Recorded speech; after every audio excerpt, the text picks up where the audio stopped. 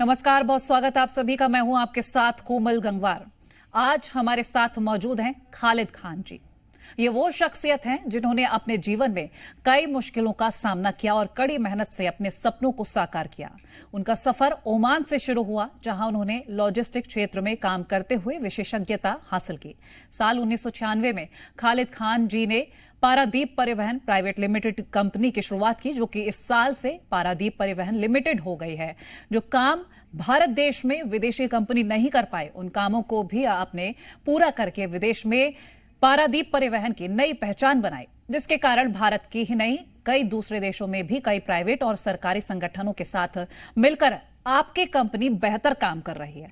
और इसी के चलते इन्हें लॉजिस्टिक क्षेत्र के टाइगर के नाम से भी जाना जाता है। वर्तमान में नए भारत और विकसित भारत के सपने को साकार करने के लिए आपकी कंपनी ने भारत में जर्मन कंपनी के साथ मिलकर लॉजिस्टिक के क्षेत्र में एकमात्र कंपनी के रूप में नई टेक्नोलॉजी को पेश कर रही है। और ऐसे में इसके कारण कुछ सालों में लॉजिस्टिक क्षेत्र में भारत में कई नए बदलाव भी होने वाले हैं। तो कड़ी मेहनत के बाद इन्होंने अपने सपनों को साकार किया है और कई बड़े बदलाव भी कुछ ही सालों में होने जा रहे हैं और भारत में ये कई बड़े बदलाव होते नजर आएंगे लॉजिस्टिक क्षेत्र में। तो ये हम आपको बता रहे हैं खालिद खान जी के बारे में। इन्होंने बहुत मेहनत से अपना ये जो सफलता हासिल की और आने वाले कुछ सालों में कुछ बड़े बदलाव भी होंगे लॉजिस्टिक क्षेत्र में। फिलहाल हमारे साथ खुद मौजूद हैं खालिद खान जी, जो कि मैनेजिंग डायरेक्टर हैं पारादीप परिवहन लिमिटेड का। बहुत स्वागत है खालिद जी आपका जी मध्य प्रदेश छत्तीसगढ़ पर। सवालों की शुरुआत करेंगे। पहला सवाल रहने वाला है कि आपको आपके क्षेत्र में टाइगर क्यों कहा जाता है? जी मैम, सवाल बहुत अच्छा है और ये तो शायद मैं भी नहीं समझता हूँ कि लोगों ने क्यों इस नाम से मुझे पुकारा है। बट एक चीज़ मैंने अपनी ज़िंदगी में हमेशा कायम रखा है और अपने उसूलों में कायम रखा है कि कमिटमेंट को कभी मैंने तोड़ा नहीं है और जो कमिटमेंट किया उसे पूरा किया। शायद लोग इसी वजह से मुझे टाइगर के नाम से बुलाते हैं।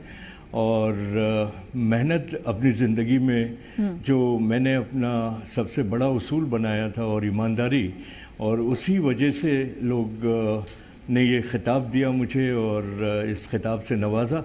इसके लिए मैं उन सभी लोगों का शुक्रगुजार भी हूँ जो इस नाम से मुझे बुलाते हैं। तो कभी कभी अच्छा भी लगता है, लेकिन फिर कभी सोचता हूँ कि शायद मैं इस नाम के काबिल हूँ या नहीं, ये मुझे पता नहीं है।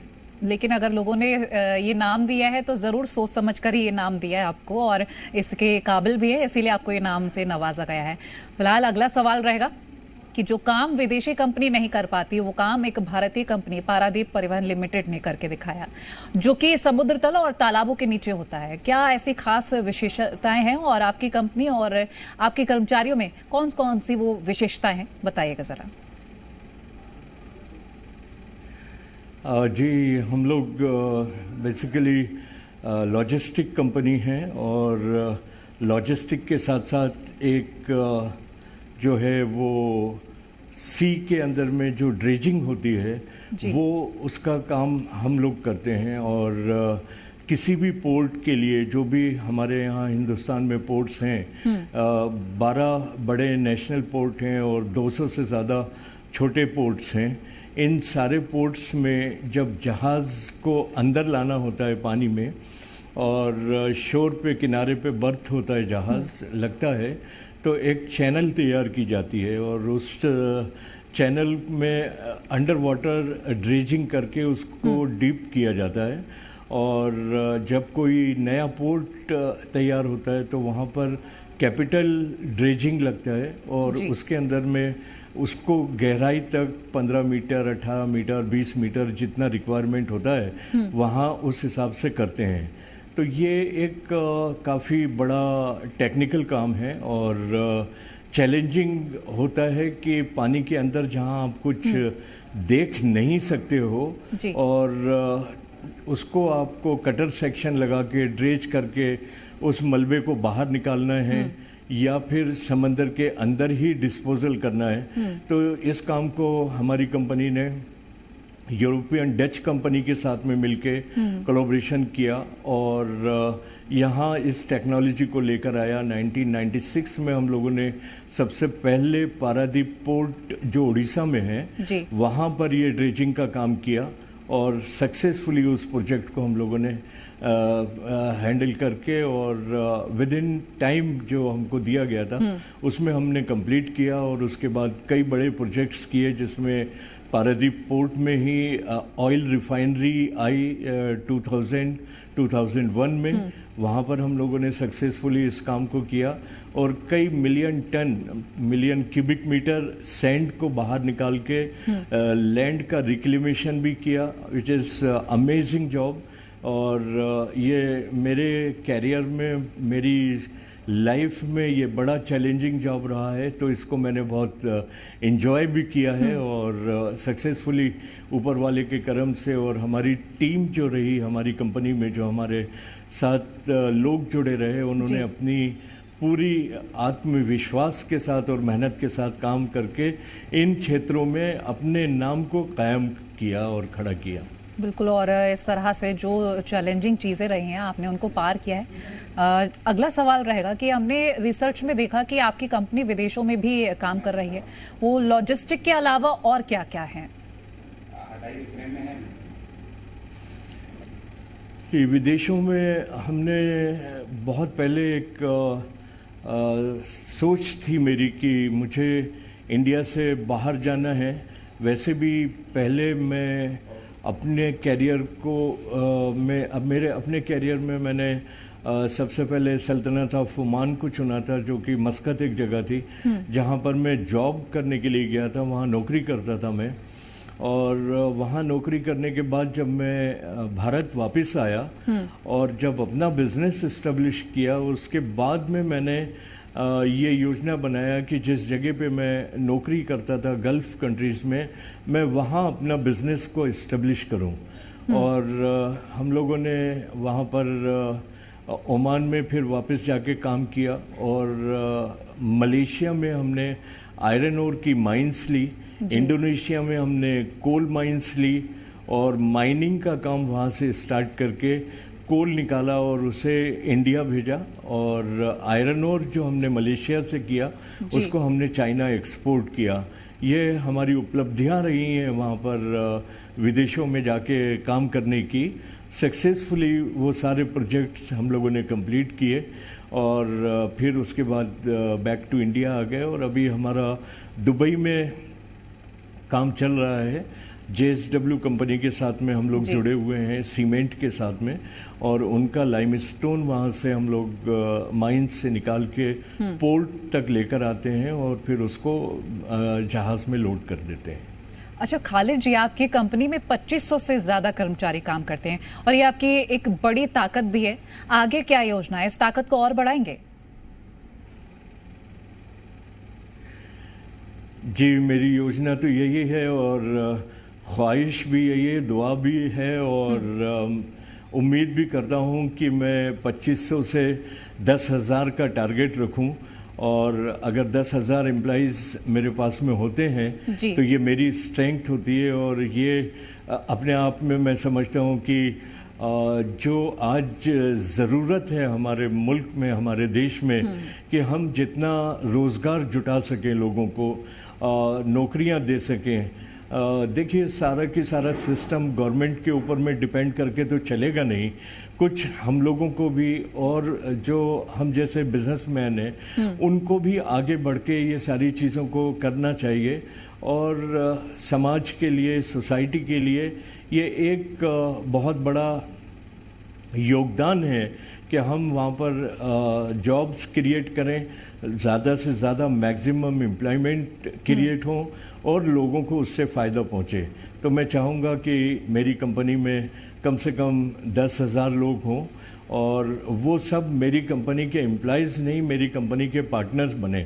वैसे भी हमारी कंपनी जो है वो, मैं नहीं समझता कि इंडिया में और भी कंपनी होंगी शायद, बट हम लोग के पास में सिस्टम जो है वो एम्प्लॉयमेंट का सिस्टम नहीं है। They are the partners in our company. जो जिस एरिया में काम कर रहे हैं उनको उधर में एक सैलरी तो फिक्स है, बट उसके साथ साथ प्रॉफिट में उनका शेयर है। तो वो सारे के सारे शेयर होल्डर भी हैं हमारी कंपनी के, स्टेक होल्डर्स भी हैं और एक तरीके के ओनर्स भी हैं। ये बहुत अच्छी सोच है, क्योंकि जैसे कि आपने कहा कि आपके जो कर्मचारी हैं आपके पार्टनर्स हैं और ये आपकी ताकत भी है, और हम ये प्रार्थना भी करेंगे कि आगे आपकी ये ताकत ऐसे ही बढ़ती भी जाए।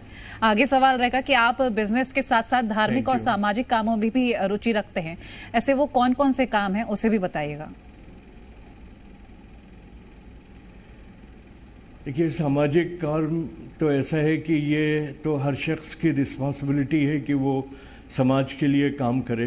और सामाजिक काम में ये ज़रूरी नहीं है कि आपका कितना बड़ा कंट्रीब्यूशन है या छोटा है, लेकिन हमारी कंपनी, हम लोगों का खान ट्रस्ट फाउंडेशन के नाम से एक संस्था है जो हमारी कंपनी की ही एक सब्सिडियरी है।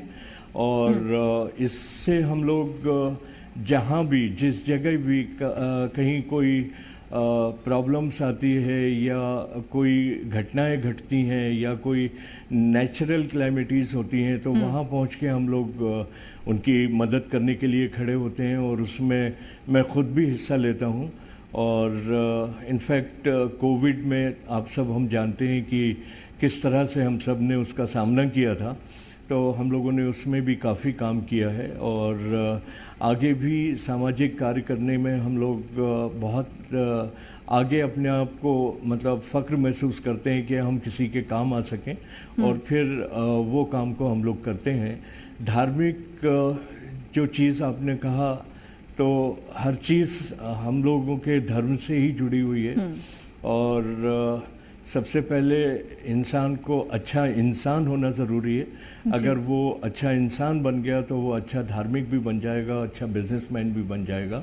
वो सारी चीज़ें होती हैं। तो धर्म के मामले में मेरा मानना है कि रिलीजन जो है, धर्म है, वो आपको बेसिक फंडामेंटल सिखाता है ज़िंदगी जीने के लिए और रास्ते बताता है। अभी आप चाहे उसको हिंदुइज्म में लीजिए या मुस्लिम्स को लीजिए या क्रिश्चियंस को लीजिए, इस्लाम को लीजिए, सबका फंडामेंटल सेम है। अब यहाँ पर कई चीज़ें आती हैं जो लोगों की सोच बन जाती है कि इसको इस तरह से होना चाहिए, इसको इस तरह से होना चाहिए। तो मेरा ये मानना है कि सभी धर्म अपनी अपनी जगह पर सही हैं। ये हमारे आपके मानने के ऊपर में है। इसी तरह की एक मिसाल हमने कायम की उड़ीसा में। जब हम बिज़नेस करने के लिए उड़ीसा में गए तो पारादीप पोर्ट एक जगह है उड़ीसा में, वहाँ से तकरीबन 60-70 किलोमीटर दूर पे एक गांव है, उसका नाम है हाजीपुर। वहाँ पर उस गांव के आदमी हमारे पार्टनर बने जिनका नाम था प्रभात कुमार नंदी। वो आज भी हमारे पार्टनर हैं। तो उनको ऐसा कुछ लगा कि यहाँ पर एक मंदिर का निर्माण होना चाहिए। और आप सब हम जानते हैं कि उड़ीसा जो है स्टेट, वो लॉर्ड जगन्नाथ की स्टेट है और वहाँ पे जगन्नाथ जी को बहुत मान्यता दी जाती है।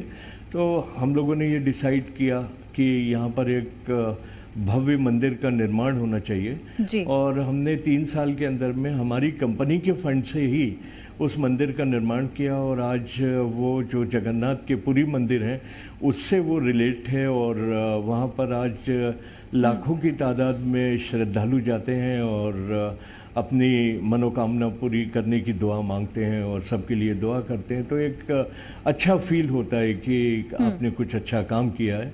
तो इसी तरह से कई जगहों पर हमने और भी कई धार्मिक स्थलों के ऊपर में हमारे योगदान रहे हैं और हम चाहेंगे भी कि लोग इससे जुड़ें और उससे लोगों की मान्यता पूरी हो और लोग उससे फ़ायदा उठा सकें। चलिए, अगला सवाल मैं आपसे लूँगी कि लॉजिस्टिक में भारत के भविष्य को आप कैसे देखते हैं, कितना उज्जवल देख सकते हैं? और आप नई टेक्नोलॉजी को लाने की योजना बना रहे हैं। ये टेक्नोलॉजी क्या है और ये लॉजिस्टिक के क्षेत्र में कैसे बदलाव कर सकती है? जी देखिए, भारत का भविष्य तो मैं समझता हूँ कि सभी क्षेत्र में बहुत उज्जवल है। एंड लॉजिस्टिक जो है वो एक ऐसा सब्जेक्ट है कि जिसके बगैर कोई भी चीज़ एक जगह से दूसरी जगह पहुंचाना, यही लॉजिस्टिक है। एंड टू एंड सोल्यूशन देना, ये लॉजिस्टिक है। तो हर चीज़ जो हम आज देखते हैं वो लॉजिस्टिक से ही जुड़ी हुई है। और इस क्षेत्र में काफ़ी अच्छे काम हुए हैं। हमारे नेशनल हाईवेज़ बहुत अच्छे बने, जिनको काफ़ी ज़रूरत भी थी। और हम लोगों को जो चीज़ें ट्रांसपोर्ट करने में प्रॉब्लम्स आती थी, और वहाँ पर हम लोगों को आज बहुत सारी आसानियाँ मिली हैं। और इंडिया के अंदर में लॉजिस्टिक का फ्यूचर बहुत अच्छा है, और इसमें और भी एडवांस टेक्नोलॉजी की ज़रूरत है जो अभी हमारे पास में नहीं है। और उसी की एक पहल हमने की है, जो जर्मन कंपनी के साथ में हमने टाई अप किया है। टेलीमेटिक सोल्यूशन डालेंगे, जिसके अंदर में हमको गाड़ियों के अंदर या मशीन के अंदर प्रिवेंटिव मेंटेनेंस की फैसिलिटी अवेलेबल होगी। हमारे ड्राइवर का बिहेवियर क्या है वो अवेलेबल होगा। फॉर एग्जांपल, अगर हमारा ड्राइवर आज शराब पी के गाड़ी चलाता है, तो हो सकता है नेशनल हाईवे में किसी का एक्सीडेंट कर दे, किसी की जान चली जाए। तो उन सब चीज़ों को रोकने के लिए ये हम लोग सोल्यूशन लेकर आ रहे हैं जर्मन की कंपनी से, जो हमको बहुत पहले से इंफॉर्मेशन दे देगा कि आपकी गाड़ी में ये मेंटेनेंस की ज़रूरत है, और आपके ड्राइवर का बिहेवियर ये रहा है। या इस नुकसान को हम कैसे बचा सकते हैं, ब्रेकडाउन टाइम्स किस तरह से हम कम कर सकते हैं। ये सब टेक्नोलॉजी को हम लोग इंडिया में लेकर आ रहे हैं। And I think month of November और दिसंबर में हम इसको यहाँ पर इंट्रोड्यूस भी करेंगे इंडिया में।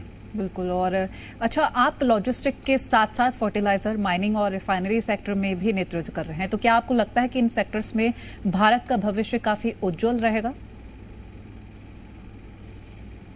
जी मैम, यही सेक्टर हैं जो हमारी हर चीज़ से जुड़े हुए हैं। देखिए, माइनिंग जो है वो आपका रॉ मटेरियल है।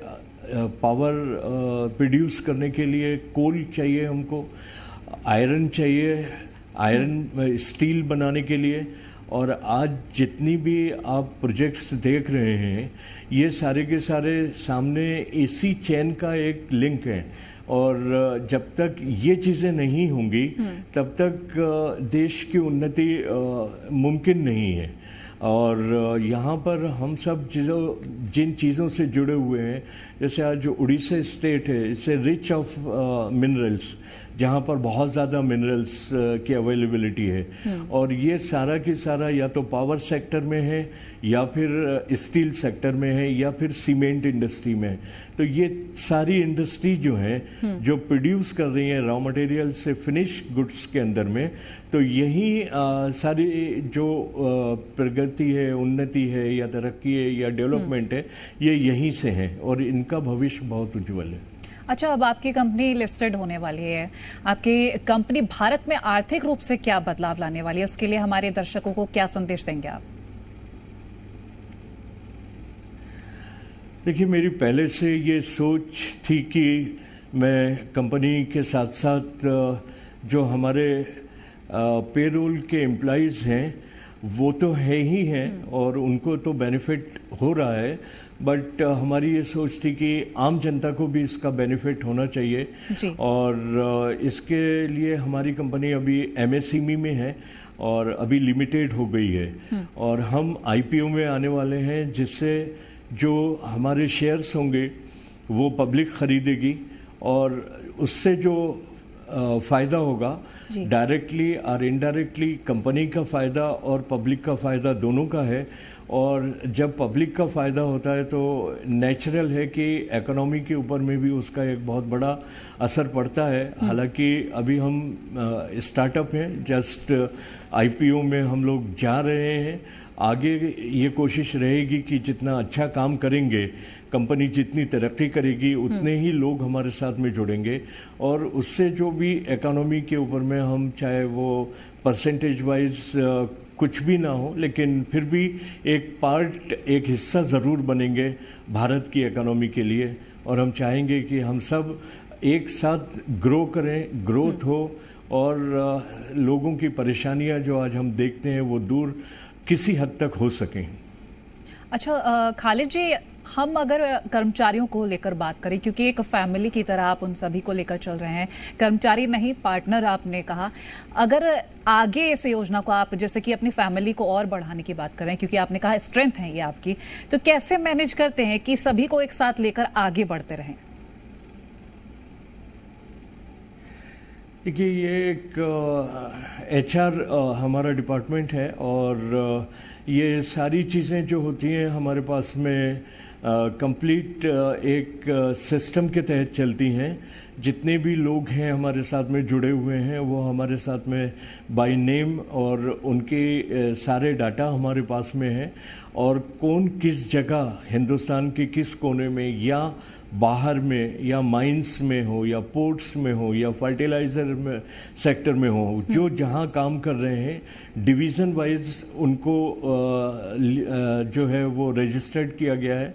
और हर महीने हम लोगों का जो सिस्टम है वो सिस्टम के अंदर में हमारे प्रोजेक्ट वाइज पूरी रिपोर्ट्स आती हैं, जिनको मैं और मेरे साथ जो पार्टनर्स हैं, डायरेक्टर्स हैं, वो देखते हैं और ग्राफ देखते हैं हमारा महीने का कि हमने आज इतना टर्नओवर किया है, इतने लोगों के साथ में इतना काम हुआ है, इसके अंदर में हमारे मार्जिन का रेशो ये है।